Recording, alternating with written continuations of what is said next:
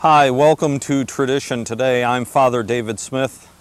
We'll be talking today on Tradition Today about tradition. I like that sentence. We'll be talking today on Tradition Today about tradition. It's part of the title of the program. We don't need to talk about today because today is today, or whatever day you happen to be watching this program, but tradition is a whole different subject. Tradition is a much wider, much broader subject. I don't know if you remember the musical Fiddler on the Roof. Back 20 years ago, I played the violin, and I played the violin on several community productions of Fiddler on the Roof, one in Syracuse and one in Lexington, Kentucky.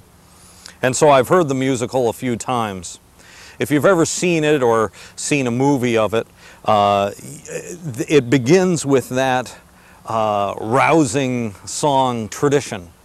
And as they sing about tradition, the various people come walking out, the mama, the papa, the children. They come out and they talk about what is expected of them in their society, what is expected of them in their community. Their place is very specific, very defined, and so they know exactly what they are to do and how they are to live.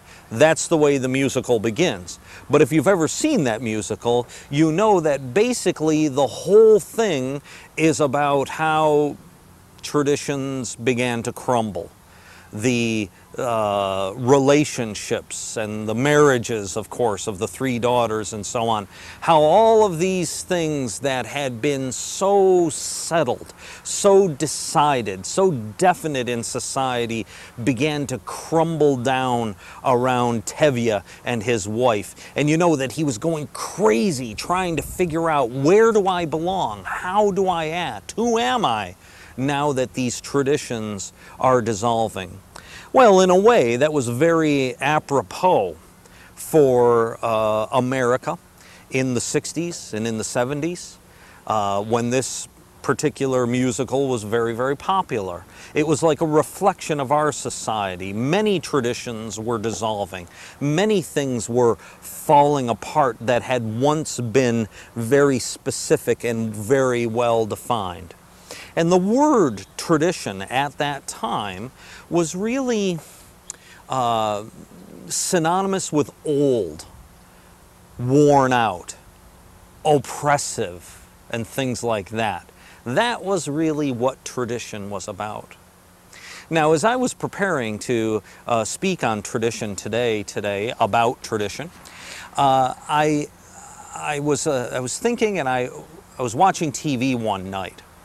And I saw 3 television commercials one night of watching TV, and I didn't watch that long. I saw 3 television commercials that used the word tradition. And every single time, the word tradition was used not in a bad way. It didn't mean old or worn out or oppressive. It meant stability. It meant something you can trust in. It was a beer company, an investment house, and a local supermarket. We have a tradition of customer service or excellence. I can't remember what they said, but it was obvious that in the 90s and now that the year 2000 has arrived, the word tradition has been revived. It's new again. It's back. It's again looked at as something that is very good to have, tradition. When I think of the word tradition, I really think mostly of the word family.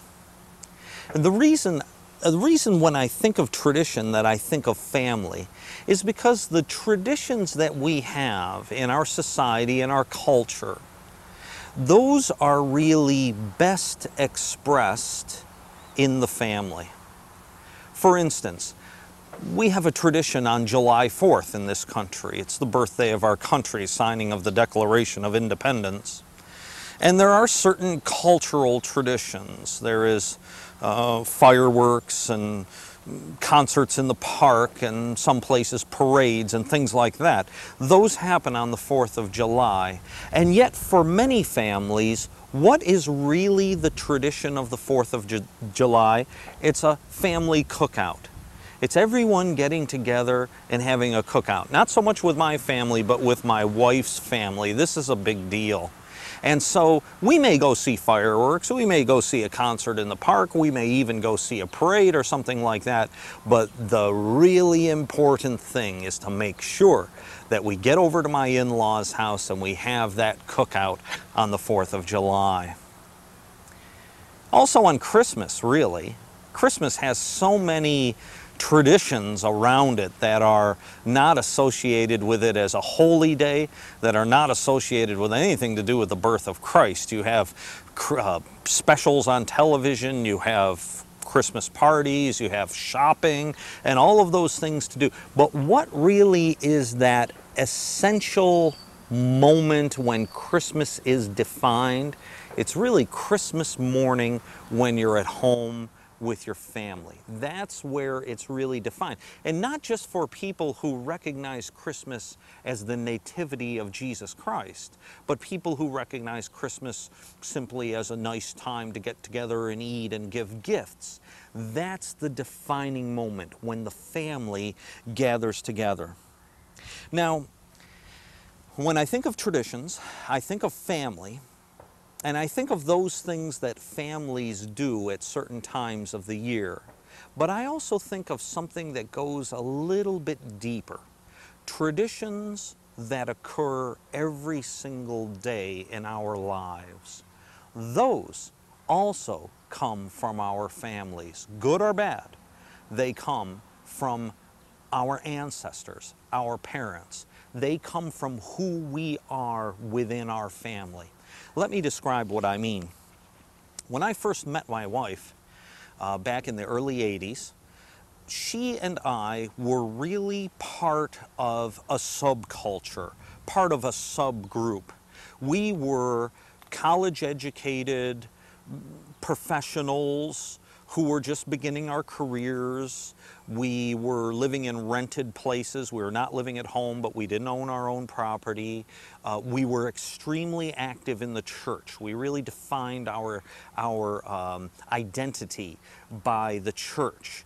And so we were part of a largish group of people near where we lived. And all of us sort of knew each other, and we got together a lot, and we went to Bible studies and prayer meetings and things like this all together. Now, this really defined who we were.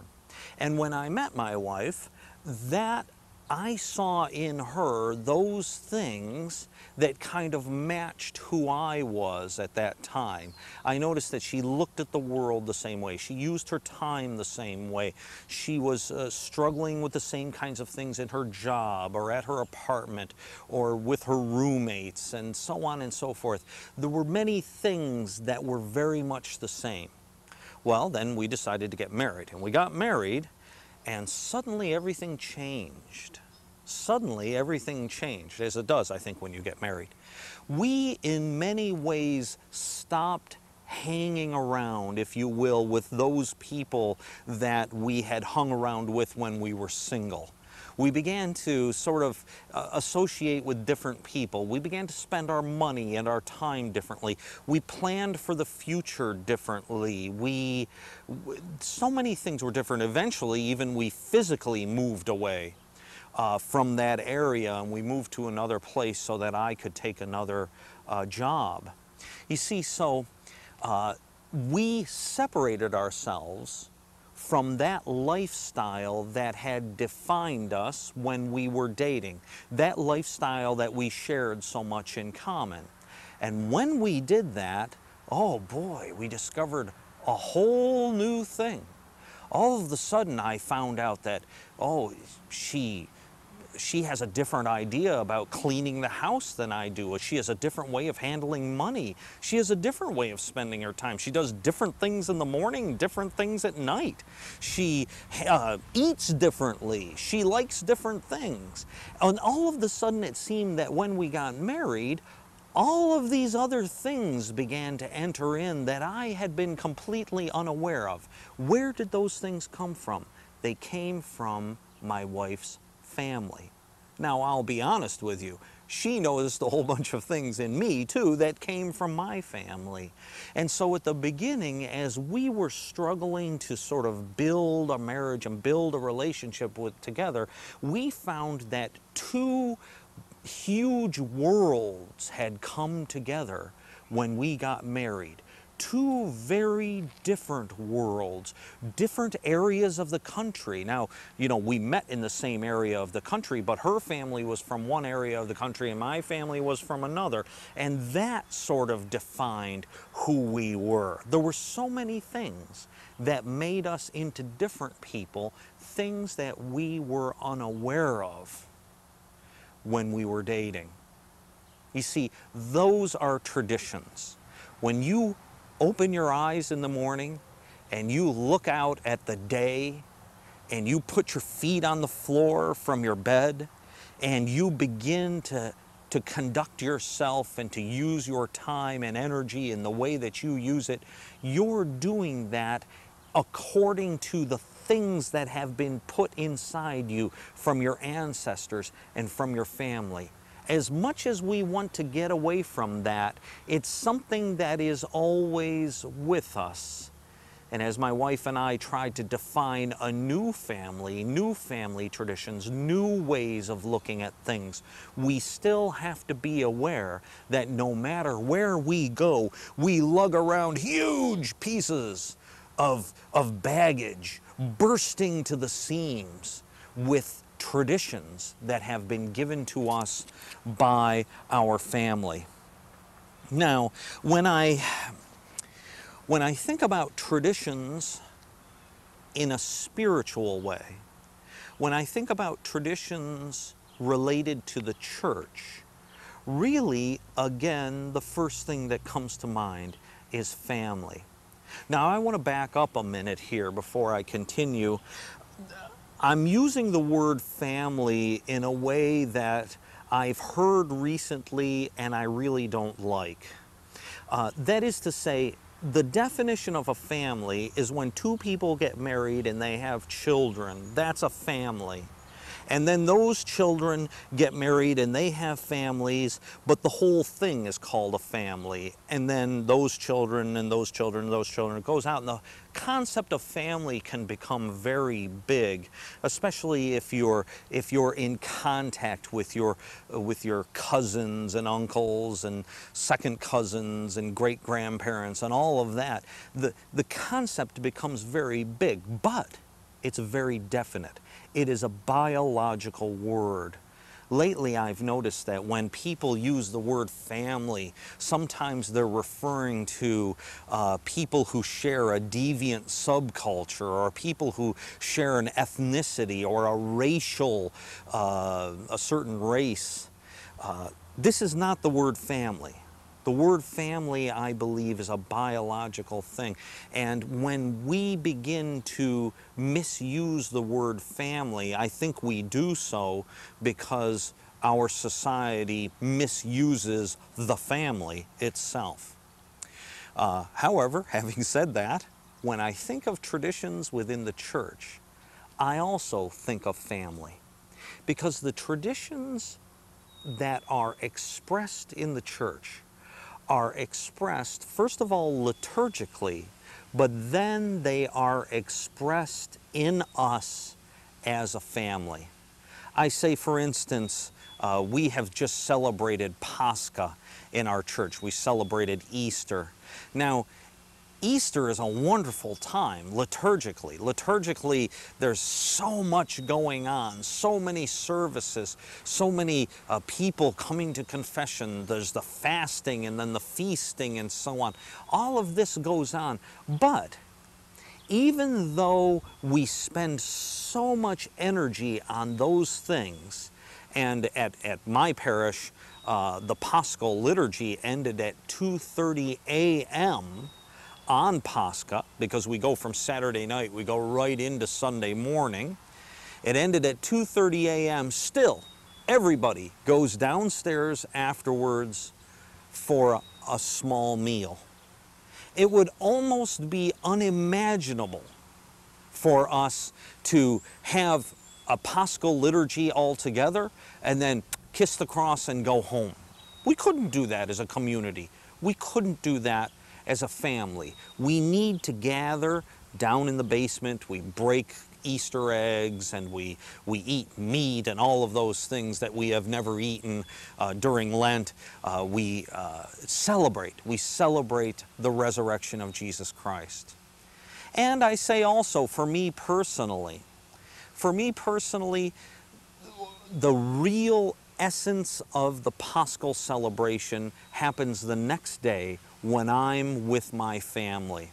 You know, when we wake up in the morning on Easter Day, we've been up half the night. Even the children are up until 3, 4 in the morning. We always wake up around 9, 10 in the morning and we have a big breakfast, what I call a country breakfast. We have pancakes and eggs and sausages and all those things that are so delicious. None of those things you can have during Lent. You know, during Lent you fast from meat, dairy products, eggs. Well, it's hard enough to make dinner without those things. But breakfast is completely shot. So during the whole time of Lent, we never really sit down as a family and have breakfast because breakfast is so limited during Lent. So Pascha, we gather together. My wife and I make this big breakfast in the kitchen. The children sit out in the living room, kind of bleary-eyed, and then we all gather around the table and we sing Christ is risen. At that moment, to me, at that moment, when I'm with my family, around that table, and usually we have guests with us too. It's not just my nuclear family, but the church gathered around that meal, singing Christ is risen and greeting one another. Christ is risen, indeed he is risen. That to me defines that moment of Pascha in a certain way.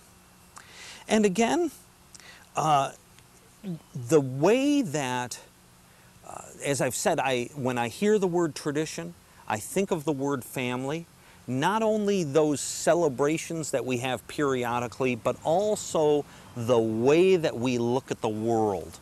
The word tradition really is that way that we look at the world. When we open our eyes in the morning, not only in terms of how you spend your money and spend your time, but how you think of the world spiritually.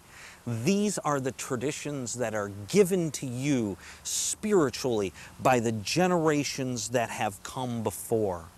When I pray or when I worship God, I pray and worship God like the apostles did. I pray and worship God like St. John Chrysostom, like the saints who have lived throughout the ages, like Christians in all the parts of the world who still maintain the traditions of Christianity. We gather together even though we're not together. We don't speak the same language, and yet we're all standing firm on that faith that has been given to us by the generations. We maintain the traditions.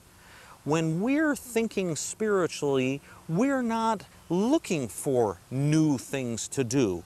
We're not trying to find new ways to pray, new ways to worship, to look for something interesting, something new. No, it's been done.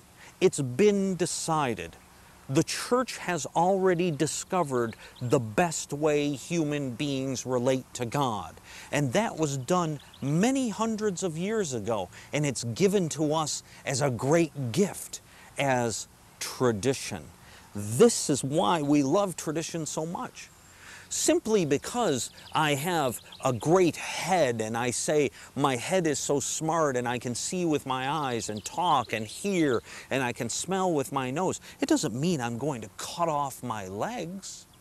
Simply because the roof of your house is so wonderful doesn't mean you can completely ignore the foundation.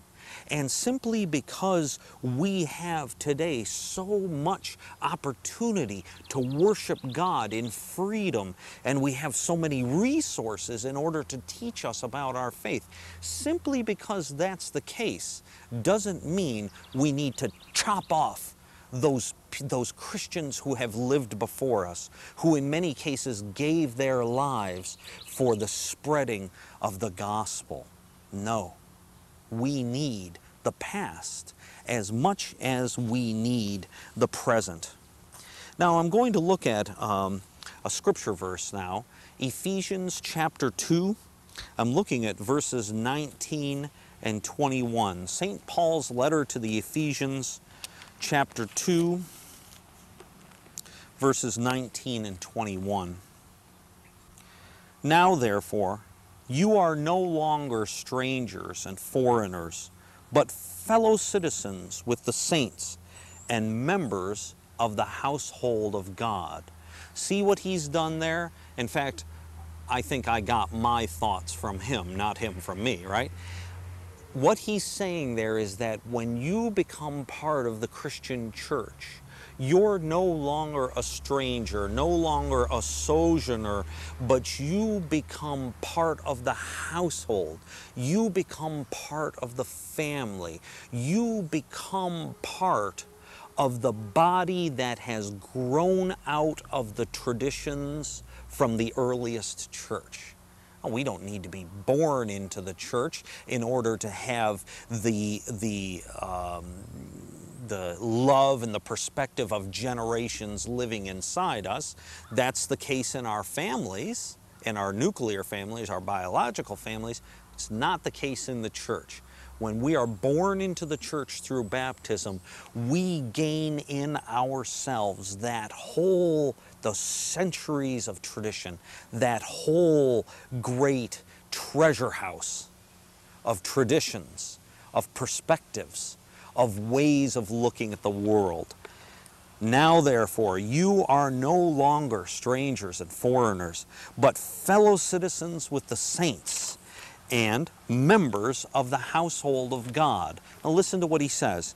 Having been built upon the foundation of the apostles and the prophets, Jesus Christ himself being the cornerstone. Having been built on the foundation of the apostles and the prophets, Jesus Christ himself being the cornerstone. What is St. Paul saying? The way St. Paul looks at things, the Christ is the cornerstone, and there is a building built on this cornerstone of the prophets and the apostles and the saints and the church. And you are slipped into that structure at some point up there. And more will be built on you should the Lord not come back right away, should the Lord tarry. More will be built on us. And this edifice, this house, this structure will continue to be built. Well, everything below us, everything that's down below us, as we are slipped into the structure, everything else is tradition. That is the part of the church that supports us, that gives us who we are, that gives us our perspective on the world. I'm looking again at this passage in the book of Ephesians, chapter 2.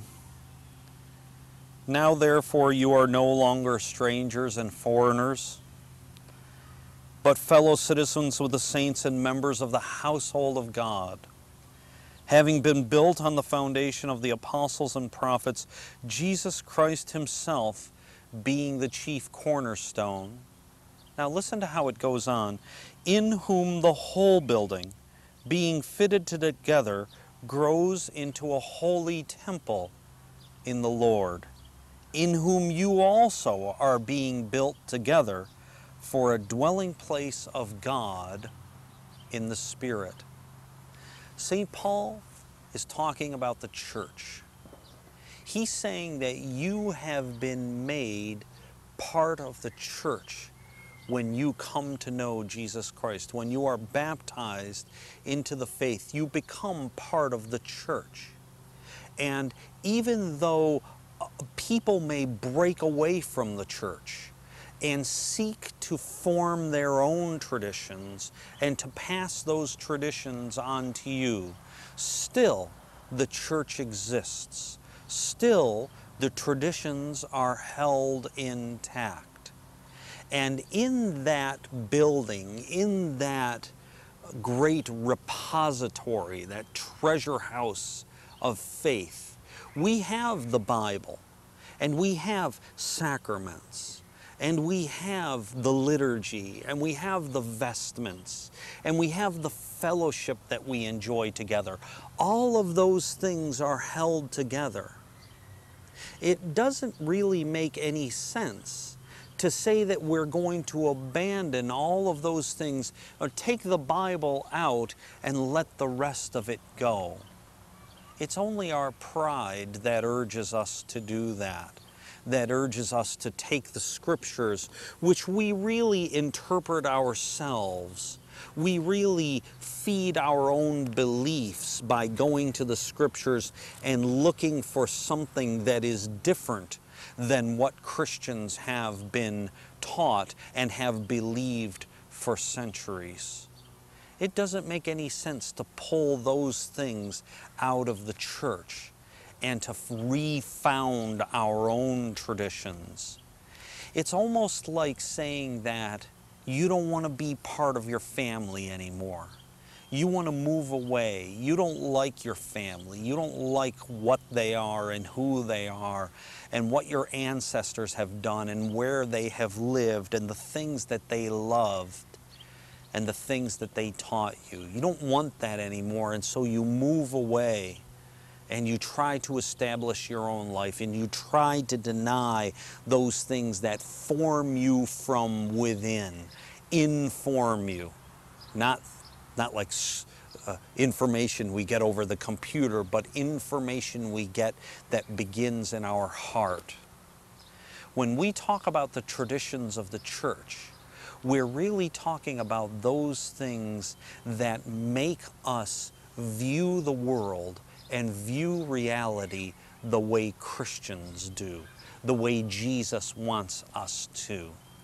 And for us to turn our backs on that is for us to, well, I'm not going to say anything about salvation, but for us to jeopardize the way that Jesus wants us to live in this world.